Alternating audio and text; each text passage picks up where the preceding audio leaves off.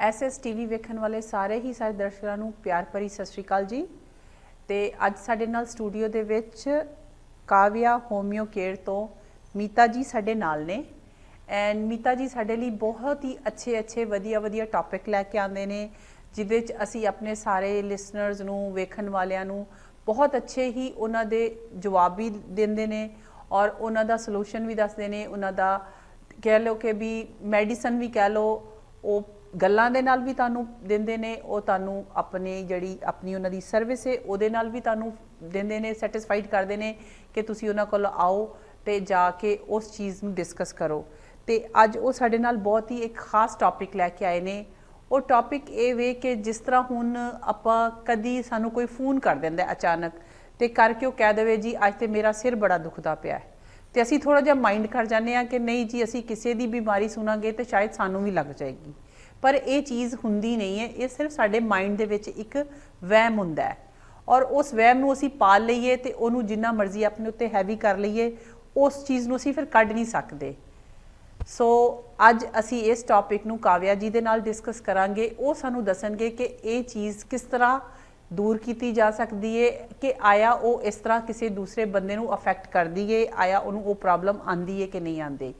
Welcome Kavya जी, आज के programme में आपका हम बहुत वेलकम करते हैं और उम्मीद करते हैं कि आज फिर आप हमारे लिए कोई बहुत ही अच्छा टॉपिक लेके आई हैं और हमारे लिसनर्स को और सुनने वालों को, देखने वालों को इस चीज़ का आप बहुत अच्छे से एक्सप्लेन कर सकते हैं कि इसका क्या मीनिंग हो सकता है। जी thank you so much Ruby ji. And देखने वाले सारे ही व्यूअर्स ਨੂੰ ਮੇਰੇ ਵੱਲੋਂ प्यार भरी ਤੇ ਨਿੱਘੀ सत श्री अकाल। थैंक यू जी। एंड यस, ये आप कह सकते हो कि एक बीमारी है, अजीब तरह की बीमारी है।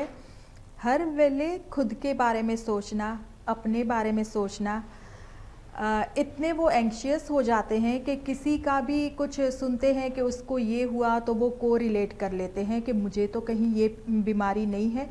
इस कंडीशन को हाइपोकॉन्ड्रियोसिस कहते हैं। ये इस तरह की प्रॉब्लम है जिसमें क्या होगा कि उस बंदे में, उस मरीज़ में परसिस्टेंटली वो फियर होता है कि मुझे कुछ हो जाएगा। जी, उसमें भी कभी किसी को देखा है कि चलो घर में किसी को सफ़र करते हुए देखा, कोई बीमारी थी, घर में किसी को कैंसर था, कोई फैमिली मेम्बर को, तो उनके सफरिंग्स देखे थे, तो उसके बाद उनको ये डर हो गया कि मुझे तो कहीं उनसे कैंसर नहीं हो जाएगा, कि मुझे मेरे सिम्टम्स ही आ रहे हैं, मुझे इस तरह हो रहा है तो क्या मुझे कैंसर हो जाएगा। इवन सिर में दर्द है तो उनको यही पहले बात मन में आएगी कि क्या मुझे मेरे ब्रेन ट्यूमर तो नहीं, मुझे कोई कैंसर तो नहीं, राइट। पेट में जैसे सिंपल सा कभी कभार टमी पेन हो गया, दर्द हो गया, तो उनको है कि मेरी फ्रेंड को कोलाइटिस था तो क्या कहीं मुझे भी तो कोलाइटिस नहीं है।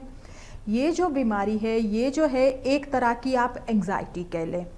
और कोई भी चीज़ है तो वो खुद से को रिलेट करेंगे कि मैं तो किसी के भी बारे में सोचती हूँ तो मुझे लगता है कि वो बीमारी मुझे ही लग जाएगी, और उसको मैंने ये कहा कि मैं सही हूँ तो आज मुझे फीवर हो गया। सही, आम तौर पे ये छोटी मोटी बातें जो है वो बीमारी नहीं है, लेकिन जब आपको सारा कुछ आप जानते हो कि आपको ये चीज़ नहीं है, आपके रिपोर्ट्स नॉर्मल हैं, सारा कुछ नॉर्मल है, उसके बावजूद जब ये सोच नहीं जा रही है तो फिर इस कंडीशन को हाइपोकॉन्ड्रियोसिस कहा जाता है, और ये जो है एक एंग्जाइटी का डिसऑर्डर है। ऐसे मरीज़ में क्या होगा कि वो बार बार के डॉक्टर के पास जाएंगे, उनको जो इतनी वरी होती है कि एक बार रिपोर्ट कराए, फैमिली डॉक्टर दूसरी बार करा देंगे, सारा कुछ नॉर्मल है, लेकिन फिर भी उनको ये है कि नहीं मेरा चेकअप होना चाहिए, मुझे ये बीमारी है। तो वो सेटिस्फेक्शन देने के लिए अगर फैमिली डॉक्टर मना करते हैं वो इमरजेंसी चले जाएंगे, या फिर वॉक इन क्लिनिक में जाके अपने रिपोर्ट्स बार बार वो रिपोर्ट्स लिखाएंगे, ब्लड वर्क लिखवाएंगे और अपना टेस्ट करवाते रहेंगे। जी, इतने वो एंग्शियस होते हैं कि सारा कुछ गूगल कर करके उनको पता होता है ये कंडीशन है तो मुझे इसमें क्या क्या टेस्ट करवाने हैं, ये टेस्ट किस तरह होगा, ये सिम्टम्स आ रहे हैं तो मुझे क्या हो सकता है, इतना कुछ वो रेडी करके जाते हैं। जब 2 बार 3 बार आप देखते हो कि उसके इन्वेस्टिगेशन रिपोर्ट सारा कुछ नॉर्मल है, उसके बावजूद वो मानते नहीं हैं कि वो नॉर्मल है। हालांकि खुद को पता होता है उनको कि नहीं सभी रिपोर्ट्स नॉर्मल आए हैं, डॉक्टर कह रहे हैं कुछ नहीं है, एक्सरे वगैरह जो करवाना था वो भी नॉर्मल आया, उसके बावजूद ये जो एंजाइटी, ये जो सोच है वो पेशेंट के माइंड से नहीं जा रही है। एक तरह का ऑब्सेशन समझ लो कि हो गया। वो जैसे अपने ऊपर हैवी कर लेते, अपने ऊपर बहुत हैवी और माइंड सेटअप कर लेते हैं कि ये मैंने सुना था, मुझे हो गया, बस वही बात होती है। और इसमें ओसीडी जिसको कहते हैं, ऑब्सेसिव कंपल्सिव डिसऑर्डर, तो ये एक तरह का ऑब्सेशन हो जाता है। उसमें क्या होगा कि रिपीटेडली एक बात करते रहना, कि जैसे घर का डोर लॉक किया है कि नहीं, 10 बार चेक करेंगे, 2 बार 3 बार किया, उनको पता है कि डोर लॉक है, लेकिन उसके बाद भी चेक करेंगे। हैंड वॉश करेंगे कि जर्मोफोबिया जिनको है कि मुझे जर्म्स लग जाएंगे, इन्फेक्शन हो जाएगा, बार बार हैंड वॉश करते हैं। नहाने में घंटों लगाते हैं, गैस का स्टव ऑफ किया या नहीं वो चेक करते रहना। तो ये जो ओसीडी है तो एक तरह का ये भी ऑब्सेशन है कि बीमारी नहीं है लेकिन वो सोच जो है वो मन से नहीं हट रही है। बिल्कुल। अक्सर उन लोगों में ये होता है जिनको आप देखो कि बचपन में कोई ट्रॉमेटिक चाइल्डहुड रहा, कोई ट्रोमा हुआ था बचपन में, मेंटल ट्रोमा, तो उस करके ये डेवलप होगा। सडनली ही एकदम से कुछ लॉस हुआ है तो उस करके भी ये होगा। डिप्रेशन वालों को भी हो सकता है, एंजाइटी जिनको है, ओसीडी है, ये सारी चीज़ों के साथ ये पाया जाता है। उसके साथ साथ जिसको कहते हैं ना कि नार्सिसिस्टिक बिहेवियर, तो उनमें भी ये कंडीशन जो है ये पाई जाती है। हाँ जी। और देखिए ना, कई दफा ये होता है कि फैमिली में किसी को ये प्रॉब्लम नहीं होती और एक बंदा सर्टन फैमिली में ये आ जाता है, और वो उसको बड़ा उनको अजीब सा लगता है कि ये तो हम लोगों में से है ही नहीं है। तो इसको इंस्टेड ऑफ वो उसकी हेल्प करने के, कई दफा उसको क्रिटिसाइज भी बहुत किया जाता है कि उसको प्रॉपर ट्रीटमेंट करवाया जाए, उसको डॉक्टर के पास लेके जाएं, उसके साथ बैठें, बातचीत करें ताकि वो इस चीज से निकले। हाँ। बट हमारे लोगों में कई चीज दफा हो जाता है कि लो जी, हम लोग तो इस चीज से नहीं गुजरे, हमने भी तो ये देखा था। ये चीजें बड़ी उस बंदे को और प्रेशराइज करती हैं और उसके लिए उसको टाइम नहीं देते या क्या करते हैं। तो इसके लिए आप क्या उसको कहेंगे कि आपके हिसाब से उसका ट्रीटमेंट जो है वो किस तरीके से होना चाहिए? बिल्कुल। तो देखो यहाँ पे एक तरह का ये जो ऑब्सेशन है, अब ओसीडी काइंड का आप सोचें तो ये मरीज को खुद को पता होता है कि इतनी बार करने की ज़रूरत नहीं होती है, लेकिन जब तक वो करते नहीं, वो चीज़ परफॉर्म नहीं करते ना, तो उनको बेचैनी सी अंदर हो जाती है कि वो बेचैनी को कंट्रोल करने के लिए, एंजाइटी को कंट्रोल करने के लिए ये सारी चीज़ें करते रहते हैं रिपीटेडली, ताकि उनको एक तरह का, जैसे कोई कह रहा है कि चलो नहीं ठीक है, सारा कुछ सही है, उनके मन से अंदर से आवाज आ रही है, तो उसके साथ वो कंफर्टेबल है कि चलो आई एम डूइंग ओके, कि मैं कोई मिस्टेक नहीं कर रहा हूँ।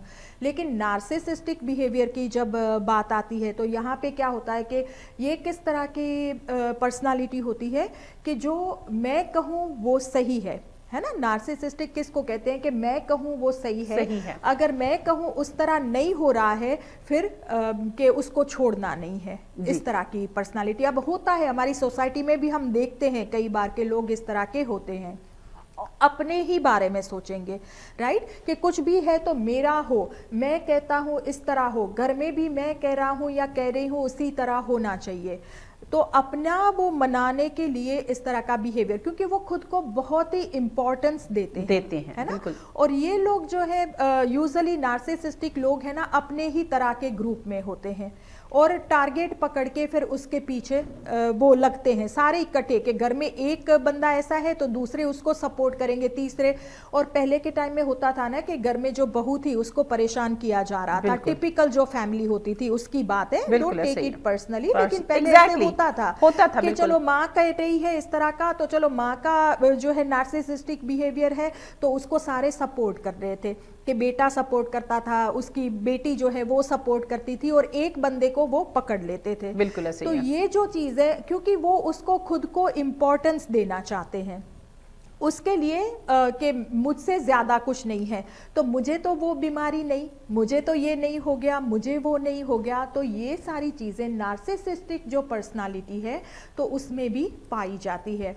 सो ये सारी कंडीशन जो है तो उसमें मेन चीज़ क्या है कि पेशेंट की एंग्जाइटी, राइट जो एंजाइटी है वही इसको बार बार करा रही है, वही उसको कहती है कि गूगल करो, मुझे ये तो नहीं हो गया, वो तो नहीं हो गया, और वो खुद में ही फिर वो एंशियस रहते हैं, परेशान रहते हैं। बिल्कुल ऐसे। तो ये एक तरह का नेगेटिव इमोशन आप इसको कह लो, है ना, कि जो इमोशंस होते हैं पॉजिटिव है, नेगेटिव है, तो एक तरह का एग्जैजरेटेड ये रिस्पॉन्स है, नेगेटिव थॉट है। तो उसको कंट्रोल करने के लिए, नेगेटिव इमोशन को कंट्रोल करने के लिए we do have medication. Ji.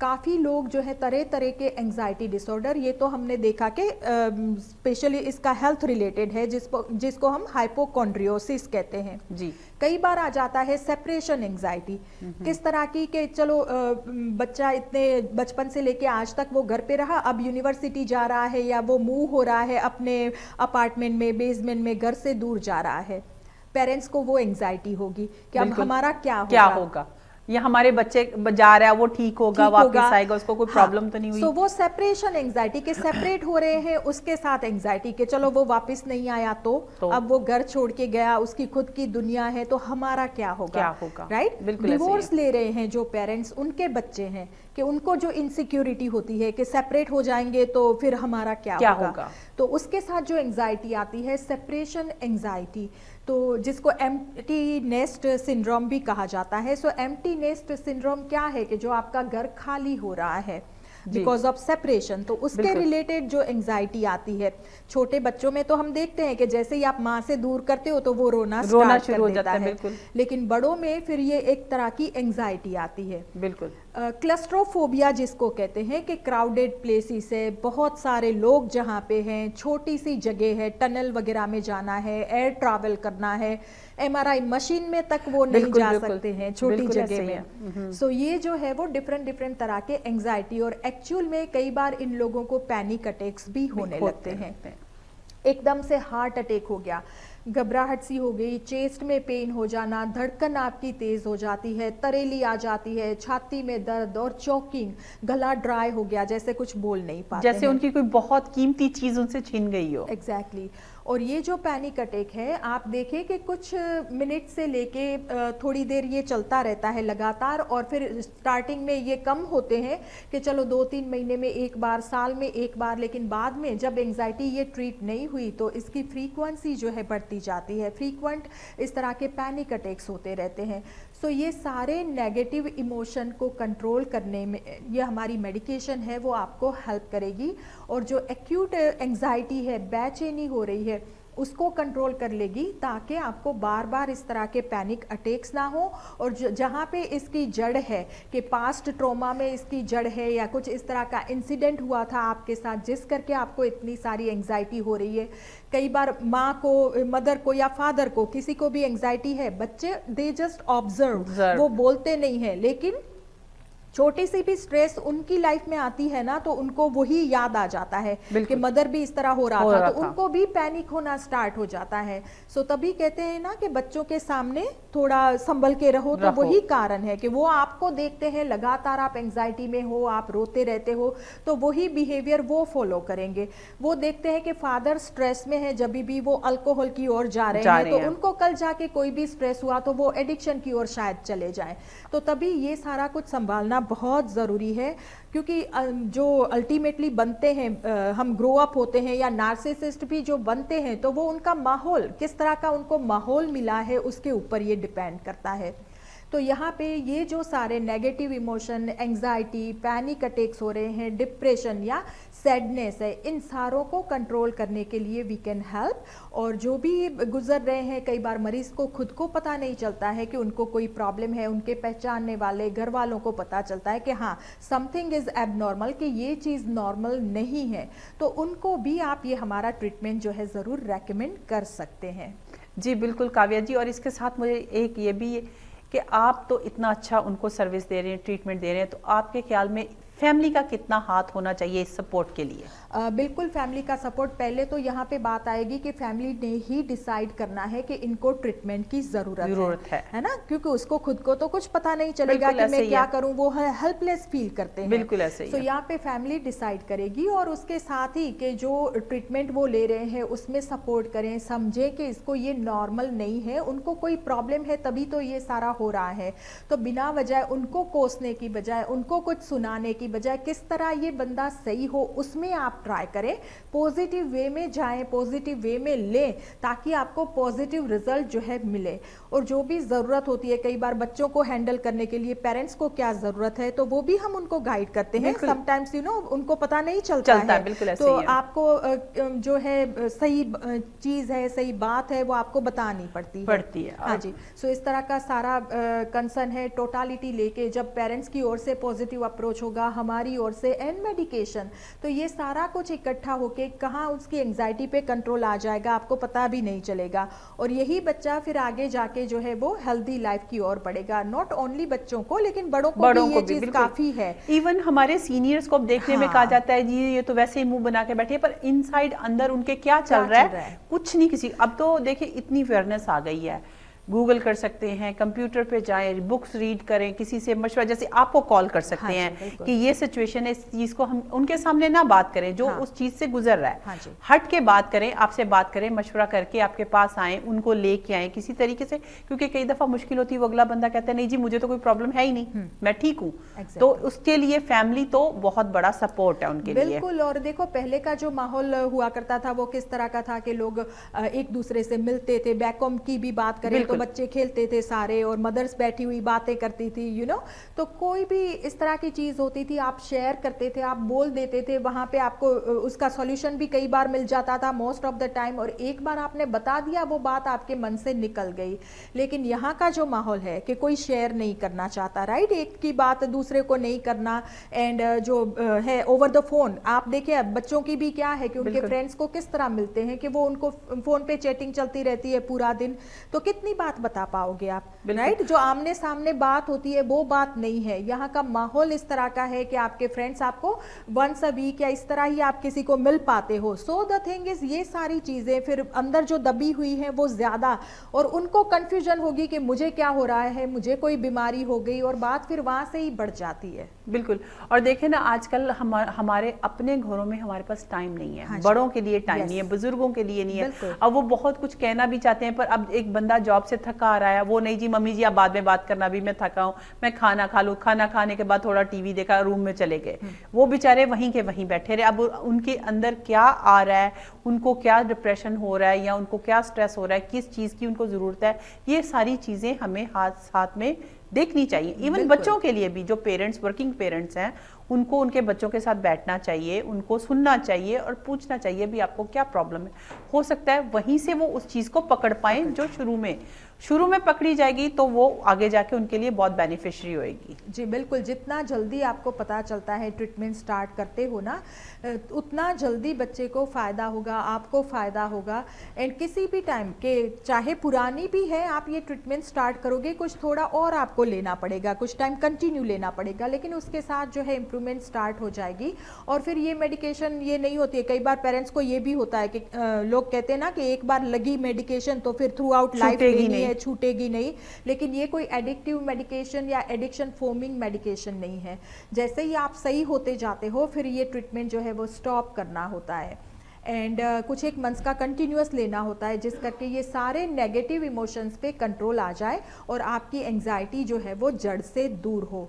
So anxiety से लेके मेंटल हेल्थ रिलेटेड कोई भी इश्यूज आ रहे हैं आपको, जैसे ओसीडी की ओर हो रहा है कि बार बार एक ही चीज़ रिपीट कर रहे हैं, विंटर मंथ्स में डिप्रेशन, सैड की प्रॉब्लम पाई जाती है, सीजनल अफेक्टिव डिसऑर्डर, या फिर बायपोलर डिसऑर्डर है, थ्रू आउट द ईयर रहने वाला आपको डिप्रेशन है, या कोई भी मेंटल हेल्थ रिलेटेड इश्यूज़ के लिए काव्या होम्यो केयर से आप हमारा कॉन्टेक्ट ज़रूर कर सकते हैं।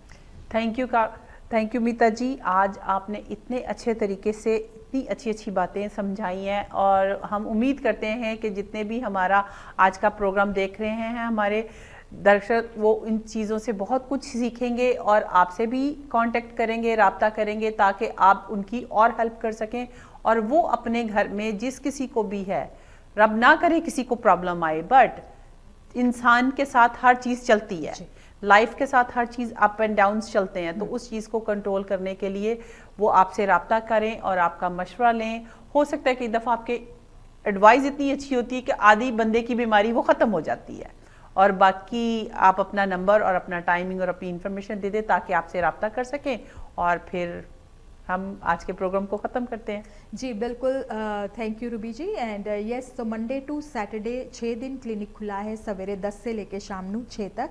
एंड फ़ोन नंबर है मेरा 6477602779। ऑल ओवर कैनेडा, यूएसए, सारी जगह पे दवाई हम शिप करते हैं। So feel free to call us, video call वगैरह की फैसिलिटीज़ हैं और आपकी मेडिकेशन जो है वो शिप कर दी जाएगी। Thank you. Thank you Meeta ji.